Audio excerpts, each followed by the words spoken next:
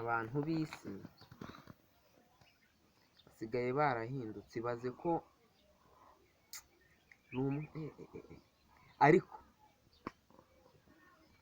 ngiye kubaza umuntu ikibazo, igisubizo mpande itamenya ko isi yarimbutse cyangwa ari nzima. aha ndikumva witotomba noneho sanze ndi kwivugisha. urasaza ntakunda nakwivugisha ariko nagira ngo unsubize ikibazo ntacyo mbaye umuhungu wanjye. ntarebe nifuza kubaza ikibazo nakurangiye usaze urangirizanya ibibazo. oya nta bibazo mfite, yarambaza umwaka urangiye neza. nifuzaga kubaza ikibazo.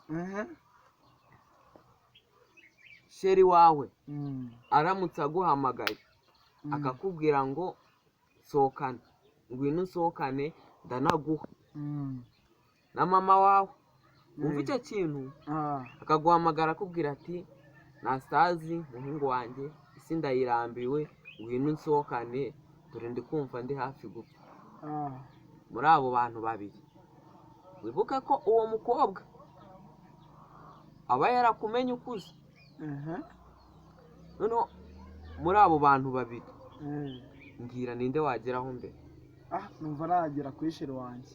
yewe habivuga impamvu rero mbwire sibyo, umara kubwiye ngo isingize ute ndayirambiwe, ngwino unsohokane, numusohokane ise arabagize ute ndayirambiwe. gera kuri sheri wawe, numva ise harimo n'akantu ko kuguha, uzi icyo aguha?